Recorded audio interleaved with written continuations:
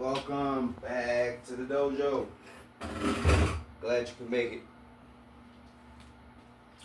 Today, the topic of discussion is the 7 deadly sins. Yes, the 7 deadly sins. Each and every one of them. We're talking about each one. And I'm also going to be defining them just in case you may not be familiar with them. Don't worry. We're here to learn. That's what this is for. These daily discussions, that's what they're for. They're here so we can learn. So, I got my computer with me today because this is going to be more so of a teaching video. So I want to have my information readily available. Since I'm recording on my phone, I need to use something else to find the information. All right? So what we're going to start off with is pride. Good old pride. No, we're not talking about a group of lions. But yes, pride. So, the definition of pride, the one that we have for Oxford, you know I like Oxford. A feeling of deep pleasure or satisfaction derived from one's own achievements. The achievements of those with whom one is closely associated, or from qualities or possessions that are widely admired. The second definition is consciousness of one's own dignity. The verb says to be especially proud of a particular quality or skill. So pride is just having a higher level of value, perceived value for yourself than others may see, right? Pride comes in many different forms. You can be prideful because somebody may not be as good as you, in your particular field of expertise. You may be very prideful because your team won the Super Bowl. You know what I mean? You can take a lot of pride in the work that you do or the services that you render. But I think when we're talking about pride as it relates to the 7 deadly sins, we're talking about arrogant pride. We're talking about the pride that cometh before the fall. The pride that Lucifer had in the heavens. Oh, I'll exalt myself above the Most High. You know what I mean? That's the kind of pride that we're talking about in a form of a sense. In a form of a sin. In the sense of a form of a sin. I get tongue-tied sometimes. Now, dangerous pride could be, you may be prideful about a woman that you're seeing, and you may think that you're exclusive with her. Come to find out that's not the case. Your pride may draw you to want to take that person up out of here. You know what I mean? Or it could even be you got into a scrap or a fight with somebody and your pride won't let you accept that loss, so you want to take that person up out of here. You want to wipe them off the face of the earth. And that pride, that type of pride, can get you unalived as well. Or get your freedom taken from you. That's what they mean by pride being a deadly sin. Right? That's pride. You can have so much pride that it drives you to do things that you will regret. You were humbled, but you want to keep your pride. Recipe for disaster. Right? So let's go to the next definition, which will be greed. Greed. Yes. Gordon Gekko said greed is good, but I would beg to differ. Greed is a deadly sin. So let's define greed so we can talk about it. Greed, from the Oxford definition, it says intense and selfish desire for something, especially wealth, power, or food. Now, you may not know this, but some of the deadly sins, they kind of intertwine and interconnect with one another. Greed kind of goes hand in hand with gluttony. But since we're discussing greed right now for the moment, we're going to focus on that. That being said, let's define greed once more. Intense and selfish desire for something, especially wealth, power, or food. Greed. You ever been stuffing your face with a whole bunch of food and somebody like, dang, you greedy. You greedy. You know what I'm saying? You want it all to yourself. You know what I mean? You want it all to yourself. You don't want to share nothing with nobody. Selfish. It's all about me, my. I want, gimme. Right?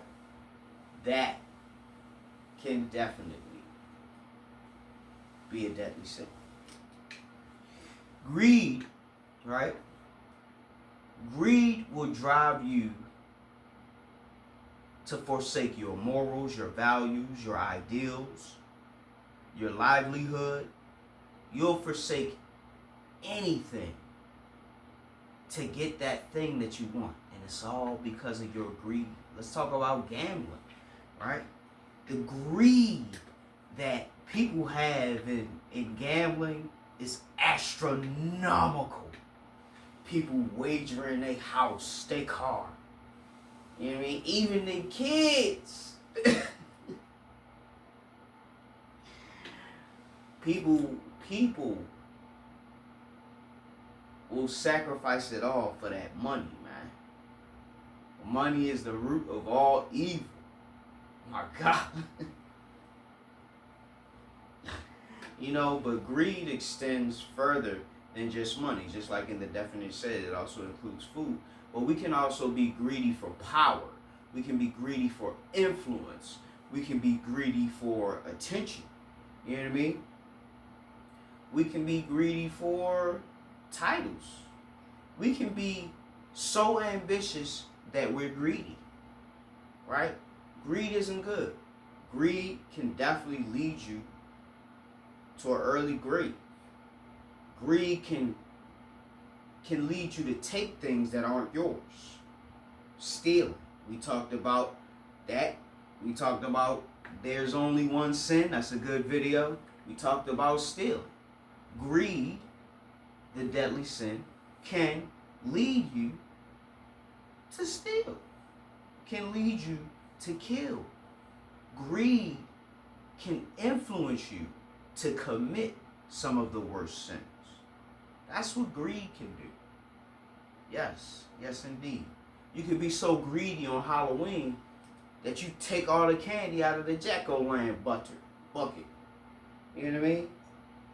Your greed ruined Halloween for everybody else. Now, I don't celebrate Halloween, but I was just, drawing a more or less harmless distinction of greed and how it can be detrimental. Now, those kids find out that you're the one that stole all the candy. Now, nobody likes you. You don't have any friends.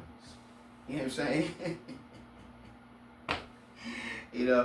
I'm just using that as an example. You know what I mean? Don't be greedy. Having greed, you'll end up with nothing but your greed in the end. You know what I mean? So, moving right along on to number 3, we're going to go into gluttony because I said greed and gluttony go hand in hand. Now, gluttony more often than not, when we're talking about the 7 deadly sins, more people usually associate it with food.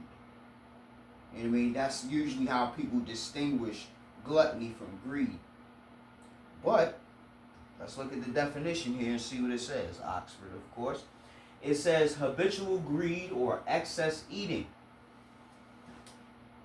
Habitual greed or excess eating. So you see that like I said, the 7 deadly sins, some of them, they interconnect and intertwine, and they cross with one another, right? So gluttony in the sense of food is, you will see somebody who may be obese or overweight. They just can't help it. They are addicted to food or the feeling that it gives them. It may be a comfort thing, a defense mechanism. They do it when they're stressed. They eat when they're stressed out, or they eat when they're depressed. You know what I mean? Or, you know what I mean, they may have a mental disorder. You know, on the opposite end of the spectrum is anorexia. You know what I mean? You could be gluttonous, obese, or you can be anorexic. Both are dangerous and detrimental to your health and your mental well-being. You know, that's why gluttony can be a deadly sin. Gluttony, you know, eating excess can cause a lot of different health problems, like diabetes, you know what I mean, high blood pressure. You could end up with, having a stroke. You know what I mean? Shortness of breath trying to climb upstairs. You know what I mean? You can't run.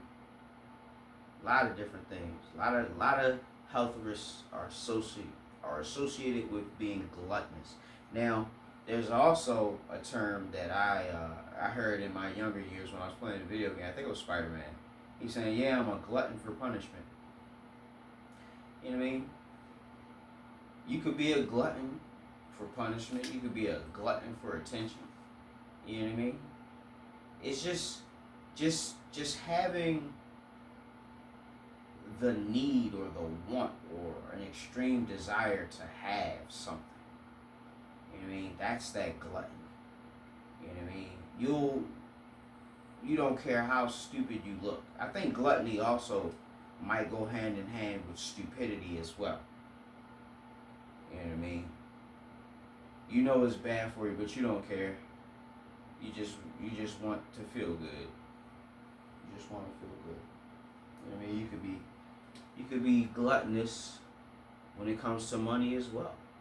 You know what I mean? That's why I was telling you that greed and gluttony, they kind of go hand in hand. They're kind of similar, but gluttony is more so focused on food as a mark of distinction between that of greed, right? Now, the fourth one I want to talk about is lust. Woo! And she bad. Lust. The definition we have for it is very strong sexual desire. What you may not know is most of the world's best assassins were women. What you talking about, Hawk Sensei? Yes. Some of the best assassins this world has ever seen were females. And it may not simply be because they were agile or flexible or whatever. No. It's because of seduction and man's desire for the touch of women. Oh, it can definitely be a deadly sin. You could want that woman so bad and she know it, and she just get you lined up. She like, "Yeah, come over, baby. Come over, daddy. I'm all by myself." You come over there. You know, you come up in the door, she right there waiting for you. Like, "Oh yeah, I can't wait to get this cracking." Then 3 guys jump out the closet like, "Yeah, we ready. Let's go." Next thing you know, you wake up in the hospital, or you don't wake up at all.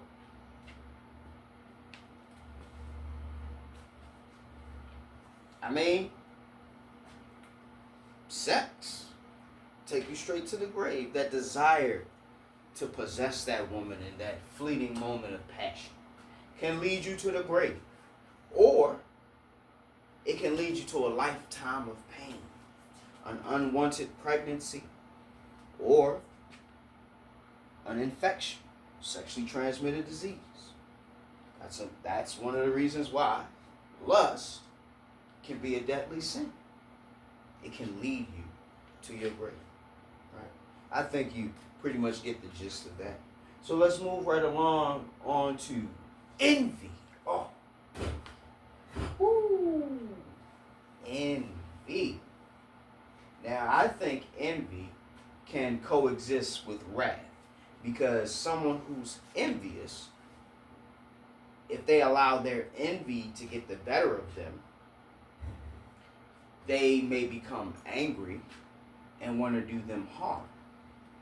It don't have to be physical. It could be financial, or it could be defamation. You could be trying to assassinate someone's character because of your envy, right? Let me go ahead and copy up squeeze out. All right.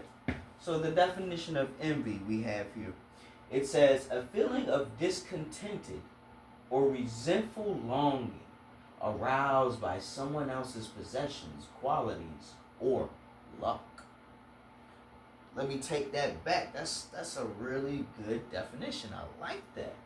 It says a feeling of discontented or resentful longing aroused by someone else's possessions, qualities, or luck. Excuse me. Now, that was the noun, so I'll give you the verb too, the second definition. Desire to have a quality, possession, or other desirable attribute belonging to someone else. So envy, right? Something you may have felt before. Basically, if you understand the definition of jealousy, then you know what envy is. She was green with envy.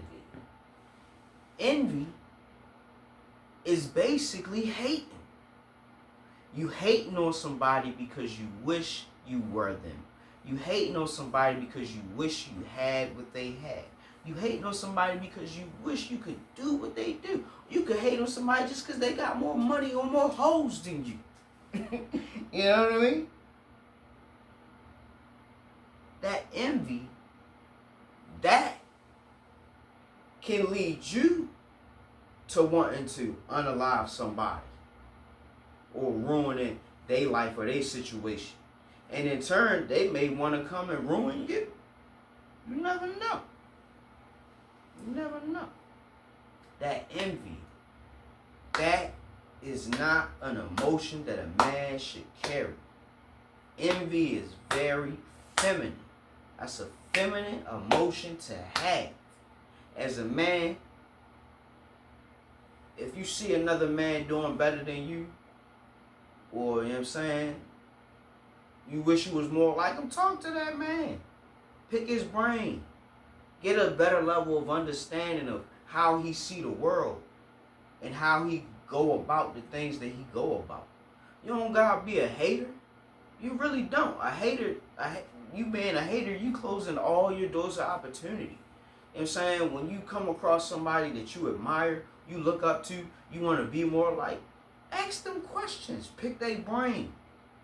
You know what I mean? Just inquire, like, bro, like, how'd you get to this level? Like, what does it take to get to where you at, man? I see you shining, big bro.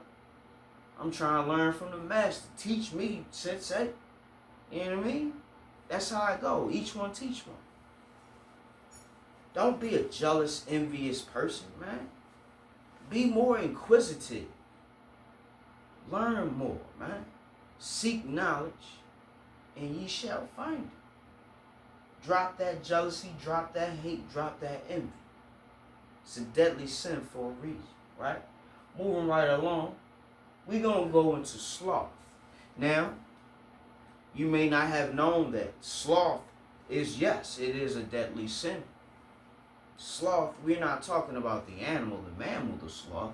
You know, like the little thing that moves really, really slowly and, you know, likes to sit up in the trees. We're not talking about that.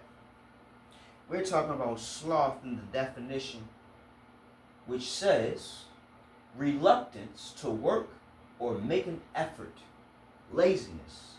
That's what sloth is. Now, a few years ago, we were going through a quote-unquote pandemic. And a lot of us were just feeling lazy, you know, because we were getting paid to just sit around. Anybody who was getting unemployment or, you know. some people who were scamming. They coming for y'all now. Hope y'all doing okay. Everybody who's out there scamming. But anyway, the reason why I believe sloth is a deadly sin is because they speak about it in the Bible. They don't define sloth per se, but they say that it was a scripture. I think it goes like this: sleep, sleep, a little foldings of the hands to sleep.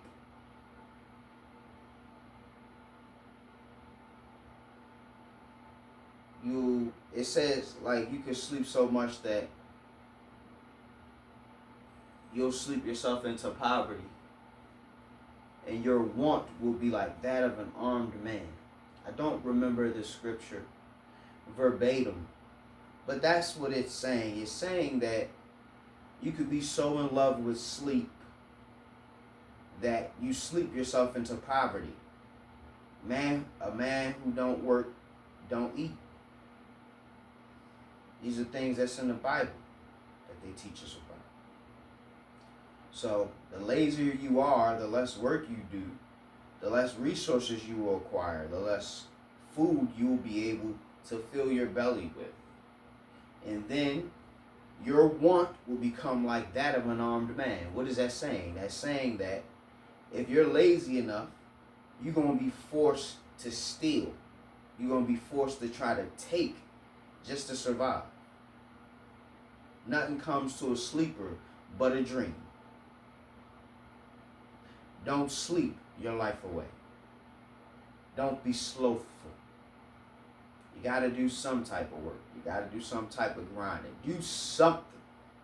Do something. Right? So, last but not least, we're going to go into wrath.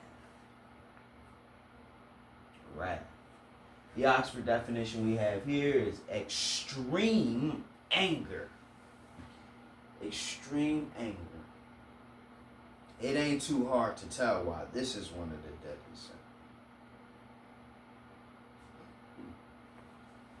Funny thing about when you go looking for blood, you're guaranteed to find it. You just may not be realizing that it's your blood you're going to find.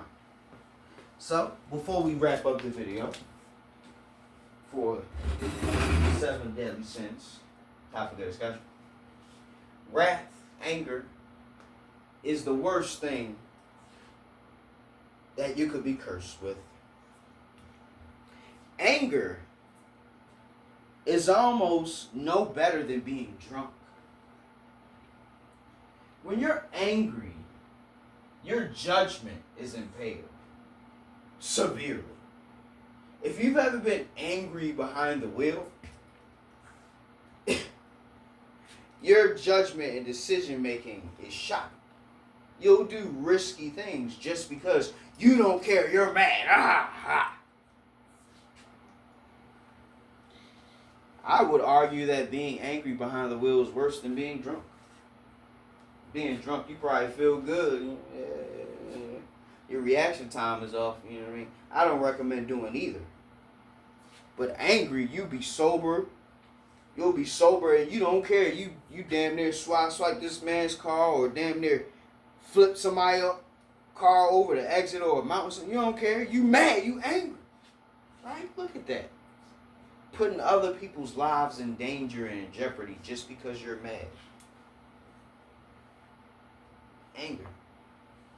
I made 2 videos talking about anger is your enemy. Anger is never your friend. Anger can lead you to take somebody up out of here or get you taken up out of here. You know what I mean? It's not good. It's not good to be angry. Anger eats away at your soul and your life force. Negative energy does that. Depression, all of those negative emotions. What was it? I think it's serotonin. Correct me if I'm wrong. Sensei learns too. Sensei learns too. So it's when you having good feelings and good times, your brain releases dopamine. But on the opposite end of the spectrum, I believe your brain releases serotonin. You know what? I do got the information right here. But yeah, if I didn't make it abundantly clear to you, anger is probably one of the deadliest sins of them all. Because it's just black and white. It's just clear as day. Anger. When you're angry, you could be so angry that you want to what? Unalive somebody. It's very simple to understand.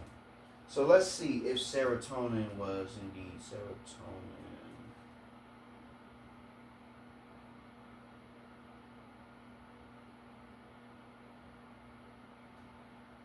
Serotonin is found in the brain, responding to the treatment, but there's no serotonin associated with depression. Wait. I guess I was wrong. Serotonin. Okay. So, I was wrong in a sense that, in a reverse way. It's more or less serotonin is what makes you feel good. Dopamine is what gives you a high, a feeling of euphoria. But serotonin, it says you feel more focused, emotionally stable, happier, calmer. Serotonin is probably your equilibrium chemical. You know what I mean? Your normalization chemical. So when you're feeling angry, depressed, and all those other things, your serotonin levels decrease. It's not produced as much. So I was, in a sense, I was familiar with what chemical or what protein or whatever it was that was related to those negative emotions and feelings. Right? You learn something new every day. That being said, Professor Hawk signing out. Hawk Sensei bids you adieu. Let's expand, let's grow, let's go. I hope that you like this video. I hope that you share this video, and I hope that you subscribe, because you came back too many times not to push that button. Alright? Hope you're waking up every day with a smile on your face. Hope you're waking up with a purpose. Hope you're waking up with a can-do attitude.